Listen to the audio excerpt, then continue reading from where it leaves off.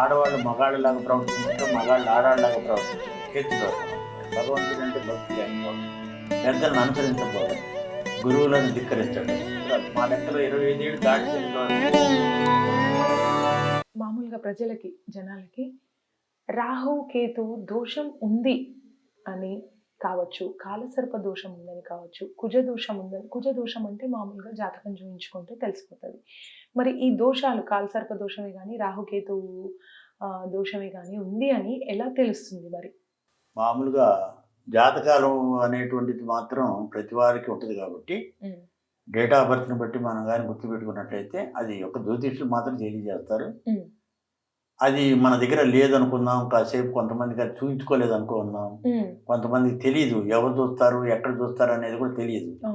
సరే, అలాంటి ఎవడుందా అని కూడా కొంతమందికి తెలియదు. కానీ మనకు ఎలా జరుగుతుంది, మనకు జరిగేదాన్ని భాగ్యస్థానంలో అంటే 9వ స్థానంలోనూ 5వ స్థానంలో ఉన్నప్పుడు కేతుగాని ఉన్నాడంటే డెఫినెట్గా ఈ మాదిరిగా ఉంటుంది అనమాట.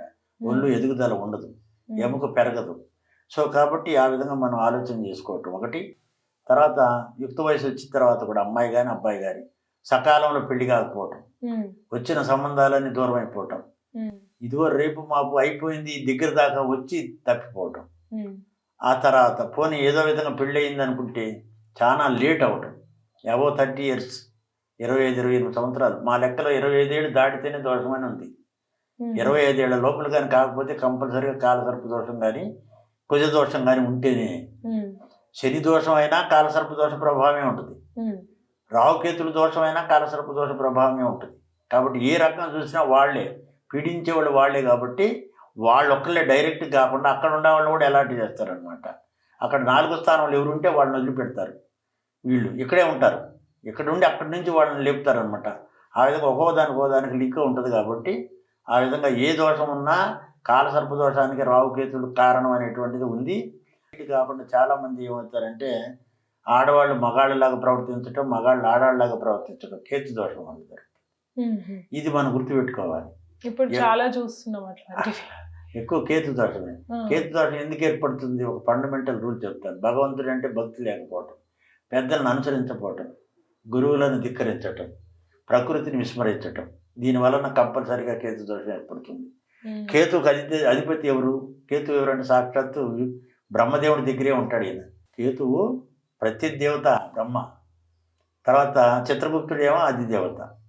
దేవత, అధిదేవత, ప్రత్యదేవత, ఈ 3 కలిసి కూడా కేతు రెడీగా ఉంటాడనమాట. నువ్వేం చేస్తున్నావు అని దాన్ని బట్టి నీకు శిక్ష వేస్తూ ఉంటాడు, కష్టపెడతాడు. రాహు బాధలను కలుగజేస్తాడు, జబ్బును కలుగజేస్తాడు. ఒక్కసారి కేతు పూజ కానీ చేయించినట్లయితే మొదటి నుంచి కూడా మనకు ఒక చిన్న అలవాటు ఉందన్నమాట. గరిక తీసుకొని మంత్రం పెట్టి ఏం చేశారంటే దాని మీద తుడుస్తారు. రోజు పొద్దున సాయంత్రం 2 సార్లు 3 రోజులు కానీ అటు తుడిచినట్టయితే మారిపోద్ది ఆ గరిక. ఏది? ఆ గజ్జి తామర లాంటిది. దానికి అధిపతి ఎవరు అనుకున్నారు? కేతు అనమాట. కేతువుకి ఏదంటే మూలం ధనం. అదే ఆయనకి పూజ చేయాలంటే గరికతోటే పూజ చేయాలి, ఆయన గరికతోటే పూజ చేయాలి. అట్లాగే దర్భతో పూజ చేయాలంటే రావుకు చేయాలి. అట్లా ఈ దర్భ గరిక గడ్డితోటి ఏదైతుందో ఔషధ గుణాలు కలిగి అందుకే అట్లా స్వామి దగ్గర పెడతారు. ప్రతి చోట కూడా అది ఉండాల్సింది. మోక్షకారకుడు అయినటువంటి కేతువు కూడా దీనికి అధిపతి ఉంటాడు. ప్రకృతిలో మొలిసినటువంటి చెట్లు, ఆ చెట్ల ద్వారానే మనకు అనేకమైన రుగ్మతలు పోతాయి అనమాట. అవి ఉదాహరణ కోసమే ఇవన్నీ మేము ఇట్లాంటివన్నీ శాస్త్రోక్తంగా చేయాలనుకుంటున్నాము. దీనివల్ల మనకు వచ్చే జబ్బుల నివారణ జరగటం కోసమని తప్పనిసరిగా రాహుకేతుల దోషం ఉంటే మాటలు రావు. మగవాళ్ళు జబ్బులు మగవాళ్ళుగా పుడతారు, మాటలు సరిగ్గా రావు. చాలామందికి చెవుడితో పుడతారు, కొంతమందికి మధ్యలో వచ్చి దశను బట్టి కొంతమందికి. కానీ రాహుకేతులు మెయిన్ వచ్చేయని మాత్రం అంగలోపం, శారీరక రుగ్మతలు, ఎంత చదివినా కూడా సకాలంలో మనకి గుర్తు రాకపోవటం, రాసిన అన్ని పరీక్ష పేపర్ కాకపోవటం, విదేశాలు పోవాలనుకుంటారు, ఎన్నోసార్లు పెడతారు, ఎక్కడో చోట ఫెయిల్ అయిపోవటం. ఇట్లా ప్రతిదానికి ఇది అదని చెప్పడానికి లేదు. ప్రతిదానికి మనకి ఇబ్బందులు జరుగుతూ ఉంటాయి. కాబట్టి విధి విధానాలతో ఎవరైతే చేపిస్తారో అది ముఖ్యం. విధి విధానాలతో ఎక్కడ పడితే అక్కడ చేయకూడదు. ప్రతి వాళ్ళు ఉంటారు, చాలామంది మహావిద్యావంతులు ఉంటారు, విద్వాంసులు ఉంటారు. సహజంగా మీరు అనుకున్నట్లుగా చనిపోయిన మనిషిని ఎక్కడ పెట్టాలి మనం? శ్మశానాలు. ఎక్కడ పడితే అక్కడ పెడితే కుదురుద్దా? బాగా డబ్బు ఉండడు కదా ఇంట్లో పెట్టుకుంటామా? లేదు. బాగా ఉంది గుడి అని చెప్పి శివాలయంలో చేస్తామా? పెట్టలేమే. మరి ఎందుకు ఆయనకి అంటే ప్రత్యేకమైన వింగు కలిగిన గుడి కావాలి. ఈ గుడి అంత హంగు ఆర్పాటం అక్కర్లా. ఆయన పేరు మీద శిల ఉంటే చాలు. ఇది శిలాశాసనంగా ఉంది కాబట్టి ఇక్కడ కట్టడం జరిగింది. అది కూడా అంతే, అది స్వయంభూ వెలిసినటువంటిది అది రావు. ఇది కూడా అట్లాగే. కాబట్టి నేనేమంటున్నా, ప్రత్యేకమైన ఆలయాలు ఎక్కడ ఉండలేవు, తక్కువ ఉంటాయి. అందులో ఇది ఒకటి. ఇక్కడ కూడా ప్రత్యేకమైన సమయంలో చేయాలి, ఇలాంటి వాళ్ళే చేయించాలి. అయితే ఎలాంటి సమయాల్లో చేయాలి? మీరు ప్రత్యేకమైన సమయం అన్నారు కదా, అవును. మరి ఎలాంటి సమయాల్లో చేస్తారు? ప్రత్యేకమైన స్వామివారికి ఇప్పుడు ఎప్పుడైనా నిత్య పూజలు చేయాలనుకున్నప్పుడు మంగళవారం, శనివారం ప్రత్యేకంగా పూజలు చేస్తాం స్వామివారికి. 2 రోజులు. ఇది కాక రాహుకాలం అని వస్తుంది. రోజు రాహుకాలం 1:30 ఉంటుంది అనమాట. రోజు 1:30 అంటే రోజు ఒకే సమయంలో రాదు. ఆదివారం ఒక సమయం, 2 సోమవారం ఒక సమయం, ఇట్లా రకరకాలుగా వస్తుంది. ఆ 1:30 సమయంలో స్వామివారికి నివేదన చేయటం చాలా ఇంపార్టెంట్ అయింది. ఆ సమయంలో ఏం పూజ చేయగలుగుతాం? ఏమీ చేయలేము. సంకల్పం చెప్పి ఆయనకి ఇష్టమైనటువంటి యొక్క వస్తువులను అక్కడ పెట్టి కొబ్బరికాయ కొట్టి ఆయన మంత్రం ఒక 11 సార్లు చదివి దండం పెట్టుకొని పోయినా చాలు. అది చాలా గొప్పగా పనిచేస్తుంది. అట్లా వారం తిరగక ముందే ఎంతలో పని అయినా జరుగుద్ది. రావుకాలం పాటించి చేయగలిగినట్లే. అందుకని ఏంటంటే సోమవారం నాడు ఎప్పుడైతే 7:30 నుంచి 9 దాకా వస్తుంది, అట్లా గంటన్నర మార్పులు వస్తాయి అన్నమాట. ఆ మార్పులు వచ్చినప్పుడు ఆ మార్పుల సమయంలోనే చేయాలి మనం. ఆ విధంగా సమయం తెలుసుకొని చేయాలి. ఒకటి అన్నిటికన్నా ముఖ్యంగా ఏంటంటే శనివారం మంగళవారమే కాకుండా స్వామి నక్షత్రాలు 3 ఉంటాయి. ఆరుద్ర, స్వాతి, శతభిషం, ఆశ్లేష. ఈ 4 నక్షత్రాలు రావుకి. కేతువుకు ఉంటాయి అశ్విని, మఖ, మూల. ఈ 3 నక్షత్రాలు. ఈ 4, 3, 7 నక్షత్రాలు. అమావాస్య, పౌర్ణమి, నాగుల చవితి, నాగుల పంచమి, సుబ్రహ్మణ్య షష్ఠి. ఈ ప్రత్యేకమైనటువంటి పూజలు వీళ్ళకి. గ్రహణాల టైంలో కూడా, గ్రహణంలో సూర్యగ్రహణం, చంద్రగ్రహణం అప్పుడు ఇంకా ఎక్కువగా జపం చేసుకునే వాళ్ళు వస్తారు, తపస్సు చేసుకునే వాళ్ళు వస్తారు. ఇక్కడికి వచ్చేసి రాత్రిపూట 3 గంటల సమయం ఉంటుంది. ఆ 3 గంటలు స్వామి వదిలిపెట్టేదాకా కూడా ఈయన్నే పూజ చేస్తుంటారు. అన్ని గుళ్ళు మూసేసి ఉంటారు, ఈయన గుడి తెరిచి ఉంటుంది. ఇప్పుడు 20 ఏళ్ళ నుంచి అదే మాదిరి చేస్తున్నాం ఇక్కడ. కాబట్టి రావుకు ప్రత్యేకమైన ఆలయం అని చెప్పుకోవచ్చు. ఇక్కడ విశాలమైనటువంటి స్థలం కూడా, చక్కగా కొండ ఎత్తుగా ఉంటుంది. అది మరి ఇక్కడ ఈ శాంతులు చేస్తాము అని అంటున్నారు. ఈ రాహుకేతు కావచ్చు, సర్ప కావచ్చు. మరి ఒకసారి చేస్తే సరిపోతుందా? అవును, మీరు అన్నది మంచిది. ఒకసారి చేస్తే బాగుంటుందా, 2 సార్లు చేస్తే బాగుంటుందా అనేది మీరు చెప్తున్నారు కదా. ఎవరైతే బాల్యంలో సర్పదోషం ఉంది అని అంటే 21 రోజు లోపు శాస్త్రోక్తంగా చేస్తే మాత్రం ఒకసారి చేస్తే చాలు, తర్వాత అక్కర్లేదు. ఒకవేళ కుజదోషం ఉందనుకోండి, 7 సంవత్సరాలు దాటిన తర్వాత ఒక్కసారి చేస్తే చాలు. అది ఎప్పుడు జబ్బు వచ్చినప్పుడు చేయకూడదు, ముందే తెలుసుకొని చేయించాలి. చేస్తే ఒక్కసారి చేస్తే చాలు. ఇప్పుడు ఎందుకంటే ముందే పెనాల్టీ కట్టేసి అయిపోయింది, ఇక నిన్ను పిలవరు. అదే నీకు వచ్చేదాకా ఉండి కానీ చేస్తే మాత్రం పెనాల్టీ ప్లస్ రానుపోయిన ఖర్చులు కూడా వేస్తాడు కదా. అది కాదు, ఇది కూడా అంతే. అప్పుడు ఏమవుతుందంటే మీరు ప్రతిసారి చేయించాల్సి వస్తుంది. ప్రతిసారి అంటే 7 సంవత్సరాలకు ఒకసారి. కుజ దోషం అయితే 7 సంవత్సరాలకు ఒకసారి, రావు దోషం అయితే 18 ఏళ్ళకి ఒకసారి. అప్పుడు దాన్ని ఎన్నిసార్లు చేయాలి? అప్పుడు 18 సంవత్సరాలు నీకు 18 ఏళ్ళ దాకా ఒకటి చిన్నప్పుడు చేస్తే సరిపోద్ది. మళ్ళీ 18 ఏళ్ళకి ఒకసారి చేయాలి, మళ్ళీ 18 ఏళ్ళకి ఒకసారి. 2 తరాలు మారిపోతూ ఉంటాయి. అప్పుడు 18 ఏళ్ళ వరకు నువ్వు చిన్న టీనేజ్లో ఉంటావు. టీనేజ్ తర్వాత మళ్ళీ గృహస్థులు అవుతావు. గృహస్థుల్లోకి వస్తావు కాబట్టి అక్కడ 2సారి. 3వసారి ఏంటంటే రుగ్మతలు లేకుండా మంచి జీవనం గడపడం కోసం 3 సార్లు చేయాల్సి వస్తుంది. జీవితకాలంలో 4 times రావు చేయాలి. చిన్నప్పటి నుంచి 4 సార్లు పూజ చేయించాలి.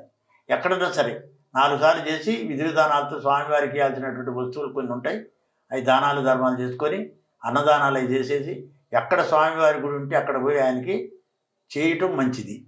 దానివల్ల నువ్వు పీడింపబడవు. సరే, అయితే మీరు అంటే వాళ్ళకున్న ప్రాబ్లంని బట్టి అది రాహుదా, కేతువుదా, కాలసర్పమా, కుజమా అనేది చూసుకొని వాళ్ళ వయస్సుని బట్టి జ్యోతిష్ని సంప్రదించి చేయించుకోవాలి. మరి అంటే కొన్ని ప్రత్యేకమైన నక్షత్రాల టైంలోనే చేస్తాము అని అంటున్నారు కదా, మరి మీరు ఇక్కడ అలాగే నక్షత్రాల టైంని పాటించి వచ్చిన వాళ్ళకి చేస్తారా? ఎలా సంప్రదించాలి మిమ్మల్ని? ఇప్పుడు వరకు జరుగుతుంది అదేమ్మా. మేము ఇప్పుడు కూడా ఆ రోజు తప్ప వేరే చేయలేదు. మామూలుగా నిత్య పూజలు మేమే చేస్తాం అంతే. ప్రత్యేక పూజలు ఎవరికి చేయం. ప్రత్యేక పూజ చేయాలంటే ఆరుద్ర, స్వాతి, శతభిషం, అశ్విని, మఖ, మూల, ఆశ్లేష లేదా అమావాస్య పున్నమి ఈ రోజుల్లో వాళ్ళు వచ్చినప్పుడు వాళ్ళకి 3 గంటల సేపు పూజ ఉంటుంది, హోమాలు ఉంటాయి. అన్ని నవగ్రహాలకి ముందు గణపతి పూజ, రావు పూజ, నాగదేవత పూజ, కేతు పూజ, నవగ్రహాల పూజ, పాలతోటి పంచామృత అభిషేకం. మరి ఈ పూజలు చేయించాలి అంటే మీరు చెప్పారు ఒక నక్షత్రాలు స్వామివారికి రాహుకి కావచ్చు, కేతువుకి కావచ్చు ప్రత్యేకమైన నక్షత్రాల టైంలోనే చేయాలి అని. మరి మిమ్మల్ని ఎలా సంప్రదించాలి? ఆ నక్షత్రాలు అవి ఎలా తెలియాలి? ఇప్పుడు మీరు ఏ విధంగా అయినా సరే మీకు ఏదైనా ప్రాబ్లం ఉంది అని ఇప్పుడు నేను ఏదైతే ముందు మీకు చెప్పాను, ఏ ఇంట్లో అయితే 3 అమ్మాయిలు పుడతారో 3 అబ్బాయిలు పుడతారో వాళ్ళ పేర్లు ఎవరి పేర్లు అయితే సాచ నామ అనే అక్షరాలతో మొదలవుతాయో అవన్నీ మీరు గుర్తుపెట్టుకోండి. మీకు జరుగుతున్న ఇబ్బందులు ఏ గుర్తుపెట్టుకోండి. అలాంటి జరిగినప్పుడు మీరు ఏం చేస్తారు, డైరెక్ట్ మాకు ఫోన్ చేయండి. మాకు ఫోన్ చేసేటప్పుడు మీ డేట్ ఆఫ్ బర్త్, టైం, పుట్టిన ప్లేస్, సమయం, మీ పేరు, ఈ 4 ఐటమ్స్ నాకు ఇస్తే మీకు ఏం జబ్బు జరుగుతుంది, అక్కడ ఏం జరుగుతుంది అనేది మేము చెప్పేస్తాం. చెప్పిన దాన్ని బట్టి మీకు ఏ పూజ ఎప్పుడు చేయాలి. ఇక్కడ రోజు చెయ్యము, నెలలో మొత్తం జరిగేది 6-7 పూజల కంటే ఎక్కువ జరగవు. మిగతా అన్ని రోజులు ఖాళీగానే ఉంటుంది. కావాలంటే దర్శించుకోవడానికి రావచ్చు పోవచ్చు, కానీ పూజలు మాత్రం జరగవు. కాబట్టి మీరు ముందుగా నాకు మీ date of birth, time, place ఇచ్చినట్లయితే చెప్తాము. తర్వాత ఎప్పుడు రావాలి మేము తెలియజేస్తాము. ఆ సమయంలో మీరు రావచ్చు, చేసుకోవచ్చు. దానికి కావాల్సినటువంటి ఏమిటో మేము చెప్తాం. ఒకవేళ మీరు మీ పంతులు గారు మీ దగ్గరలో ఉండేటువంటి ఆస్థానాలు ఎవరైనా సరే, గురువుగారు కావచ్చు, ఎక్కడైనా మీకు తెలిసిన ఆయన పెద్ద ఆయన ఎవరైనా ఉండేప్పుడు కానీ చూస్తే వాళ్ళు చెప్పేస్తారు మీకు కాల సర్పదోషం ఉంది, కుజ దోషం ఉంది, శని దోషం ఉంది, లేదా లగ్న దోషం, లేకపోతే బాతృ దోషం ఉంటుంది. ఇలాంటి దోషాలు ఏదైనా ఉండి మీరు ఐడెంటిఫై చేసినట్లయితే మీరు డైరెక్ట్గా మాకు ఫోన్ చేసేసి అయ్యా మాకు ఇలా ఉంది, మేము రావాలనుకుంటున్నాం అని అంటే దానికి టైం అది మేము ఇస్తాం. లేదా మీకు ఏదైనా ప్రాబ్లం ఉందనుకోండి, డైరెక్ట్గా నాకు కానీ మీరు మీ డీటెయిల్స్ ఇచ్చినట్లయితే మీకు జరుగుతున్నటువంటి ఇబ్బంది ఏదో నేను చెప్తాను. దానికి ఏమేం చేసుకోవాలనే దాని గురించి కూడా మేము చెప్పేస్తాం. అయితే మరి ఇక్కడికి రావాలి అనుకునే వాళ్ళు ఎలా రావాలి? లొకేషన్ ఏంటి? ఇక్కడ రావాలనే వాళ్ళు ఏంటంటే ఇప్పుడు తెలంగాణలో ఇది నిజామాబాద్, హైదరాబాద్ నుంచి మనకి ట్రైన్ అయితే 4 గంటలు పడుతుంది. బస్సులో కూడా 4 గంటలు 3 గంటలు పట్టవచ్చు. తొందరగా వస్తే కారులో 3 గంటలు వస్తుంది.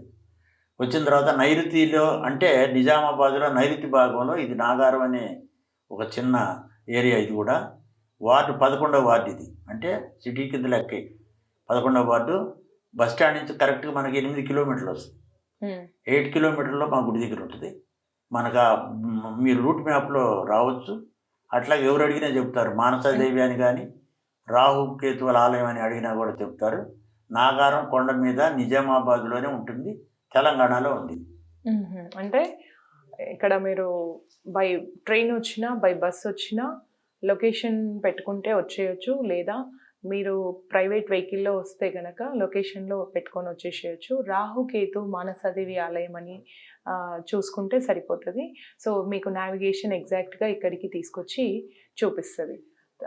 అంటే మీరు చెప్పిన ప్రకారంగా ఇక్కడికి రాహు కేతు గ్రస్తులైతేనే మీరు పూజ చేయిస్తారు. మిగతా వాళ్ళకి అవసరం లేదా? మిగతా వాళ్ళకి అవసరం లేదండి. ఎందుకు అనవసరంగా దాని గురించి చేసుకోవటం? ఇప్పుడు ఏదన్నా మన ఆత్మీయుడు కానీ మన వాళ్ళు కానీ బంధువులు కానీ ఎవరైనా చనిపోతే శ్మశానానికి వెళ్తాం, కానీ ఎప్పుడు శ్మశానానికి వెళ్తామా మనం? వెళ్ళాము. అట్లాగే ఈ స్వామి కూడా మామూలుగా దర్శనానికి పోవచ్చు. అది యాదృచ్ఛికంగా జరిగితే దర్శనం. అంటే మీరు చెప్పినట్టుగా అంటే దైవగణం కాదు కాబట్టి మరి అట్లా కూడా దర్శనం చేసుకొని వెళ్ళొచ్చా?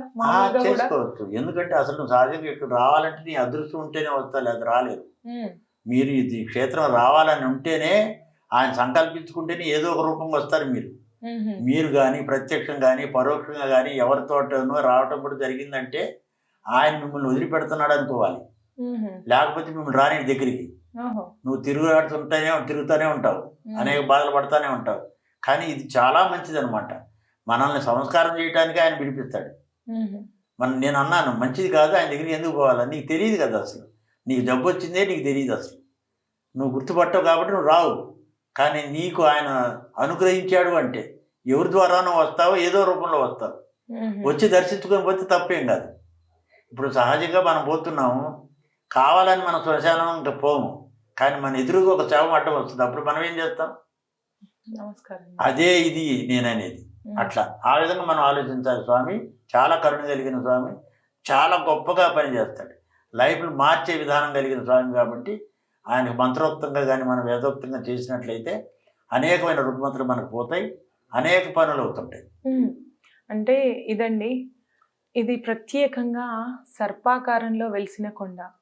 సాక్షాత్తు 5 పడగలతో సర్పాకారంలో ఉన్న కొండ మీద కట్టిండ్రు కాబట్టి ఈ క్షేత్రానికి ఇంతటి మహత్వం అని గురువుగారు చెప్తున్నారు. మీకు ఎలాంటి సమస్యలున్నా గురువుగారిని సంప్రదించవచ్చు, మీ సమస్యలకి సమాధానం పొందొచ్చు. మనకి చాలా వరకు ఎక్కడెక్కడనో దూరాన మనకి ఈ క్షేత్రం ఉంది. అంటే కొంతవరకు సర్పదోషం అనగానే మనకి గురువుగారు చెప్పినట్టు కుంభకోణంలోకి వెళ్తారు, లేదా కాళహస్తికి వెళ్తారు. కానీ కుంభకోణంలో మాత్రమే ప్రత్యేకమైన ఆలయం ఉంది. అండ్ అక్కడ తర్వాత 2వ స్థానం ఇక్కడే ఉంది అని చెప్తున్నారు. ఎందుకు ఇక్కడ మరి విగ్రహాలను స్థాపించారు అని నేను అడిగాను. మరి ఎక్కడ విగ్రహాలు లేవు, ఎక్కడ మెయిన్గా ఆలయం రాహుకి కానీ కేతువుకి కానీ కట్టే సాహసమే చెయ్యరు అసలు. మరి ఎందుకు ఇక్కడ కట్టాల్సి వచ్చింది అంటే తను చెప్పింది అదే అన్నమాట. నాకు స్వామివారు ఎప్పుడు కనిపిస్తూ ఉండేవారు. అయితే ఎప్పుడైతే నేను ఇక్కడికి ఈ ప్రాంతానికి వచ్చానో అప్పటి నుంచి నాకు సిమ్టమ్ పాజిటివ్గా కనిపించింది. అలా కనిపించడం వల్లనే నేను ఇక్కడికి రాగలిగాను. ఈ కొండని చూడడం, ఈ కొండను చూడంగానే నాకు ఆర్టిస్టిక్గా నాకు రాహుకు కేతువుకు సంబంధించిన స్ఫూర్తి కలగడం జరిగింది అని చెప్తున్నాడు. ఆ స్ఫూర్తి వల్లనే ఇదే కొండపైన ఇక్కడే స్వామివారు 5 పడగలతో యాక్చువల్గా న్యాచురల్గా కనిపించారు. అందుకని ఇక్కడ రాహు కేతువు విగ్రహాన్ని స్థాపించడం జరిగింది. మీరందరూ మీ బాధల నుంచి విముక్తి పొందాలి అనుకుంటే ఖచ్చితంగా శాస్త్రయుక్తంగా మంత్రయుక్తంగా పద్ధతిగా పూజని జరిపించుకుంటే మళ్ళీ జరిపించే అవసరం ఉండదు. సాధారణంగా గురువుగారు చెప్పినట్టు 7 సంవత్సరాలకు 18 సంవత్సరాలకు అంటే చెప్తారు కదా, ఏలినాటి శని అంటే రాహు కేతువు ఉంటే శని ప్రభావం ఉన్నట్టే. సో వీటన్నింటికి నివారణ పొందాలి అంటే మీరు ఖచ్చితంగా ఇక్కడికి ఒక్కసారి రండి, ఈ క్షేత్రం మహిమను చూడండి. అండ్ ఇంకొకటి కూడా చెప్పారండి, ఖచ్చితంగా మనం అనుకున్న వెంటనే రాలేము. మన పద్ధతి మన పని మనల్ని ఆపుతుంటుంది, అది పోస్ట్పోన్ అవుతూ ఉంటుంది. స్వామివారి అనుగ్రహం ఉన్నప్పుడు మాత్రమే మీరు ఇక్కడికి రాగలరు. అది ఖచ్చితంగా జరుగుతుంది అని చెప్తున్నారు. మీరు మంచి జరగాలనుకున్నప్పుడే వస్తారు, లేదా రారు. ఎందుకంటే స్వామి దగ్గరకు రానిడు తొందరగా, తెలుసుకున్నంత మాత్రం రాలేరు. అట్లానే ముందే సామాను కొని దగ్గర పెట్టుకోకూడదు. సామాను కొన్నావా వచ్చేసేయాలి, అంతలో పట్టుదలగా ఉంటుంది. తర్వాత ఇంట్లో పెట్టామనుకోండి రావు. ఇంట్లో పెట్టి అందుకే దారిలో వస్తూ తీసుకొని రావాలి. ఇవన్నీ సంకల్పం అనమాట. మీ సంకల్ప సిద్ధి అక్కడ బయలుదేరితే మళ్ళీ స్వామిని దర్శించేదాకా ఉండాలి, దర్శించుకొని మళ్ళీ మీరు పోయేదాకా కూడా ఉండాలి, అంతలా నిగూఢంగా ఉంటుంది. కాబట్టి ఇవన్నీ మీరు సంప్రదిస్తే మేము అన్ని డీటెయిల్స్ చెప్తాము. అలాగే మీకు ఏం జరుగుతుందో ఇబ్బందులు. భారతదేశంలో 2వ గుడిగా ప్రసిద్ధి పొందింది కాబట్టి ఈ ఆలయాన్ని ఒకసారి మీ అందరికి తెలియపరచాలన్న ఉద్దేశంతో చేయటమే కానీ కమర్షియల్గా కాదు, వందలాది మంది రోజు రావాలని కాదు. నేను కూడా కోరుకోకూడదు. వన్స్ అపాన్ టైం మనకి ఎప్పుడు కూడా ఒక సహజంగా నేను చెప్తున్నాను, ఒక చిన్న గుండె ఆపరేషన్ జరగాలంటే రాయవేలూరు అని పోవాల్సి వచ్చింది. ఇప్పుడు అదే బైపాస్ సర్జరీ ఎక్కడ పడితే అక్కడ చేస్తున్నారు. అదివరకు జబ్బులు తక్కువ ఉండేవి, ఇప్పుడు జబ్బులు ఎక్కువైనాయి. అప్పుడు అందుకని ఆలయాలు కట్టలా, ఇప్పుడు ఆలయాలు అవసరం. అప్పుడు టెక్నాలజీ అవసరం లేదు, మనోబలంతో చేశారు. ఇప్పుడు మనోబలం తక్కువ అయిపోయింది, టెక్నాలజీ ఎక్కువైపోయింది. అదే మాదిరిగా ఇట్లాంటి జబ్బులు ఎక్కువ అవుతున్నాయి, తప్పుడు పనులు ఎక్కువ జరుగుతున్నాయి. కాబట్టి ఈ స్వామి ఎక్కువగా అందరికీ దోషాన్ని కలగజేస్తాడు. కాబట్టి దాదాపుగా 190 మందికి ఈ దోషం ఉండొచ్చని మేము అంచనా. కాబట్టి తప్పనిసరిగా ఎవరు వచ్చినా సరే ఈడకి మాత్రం దయచేసి రావటం, వచ్చిన తర్వాత స్వామివారి పూజ చేసుకొని పోవటం మంచిది. ఆ విధంగా ప్రయత్నం చేసి అందరూ సుఖంగా ఉంటారని మేము అనుకుంటున్నాం. ధన్యవాదాలండి. చాలా సంతోషం అమ్మా.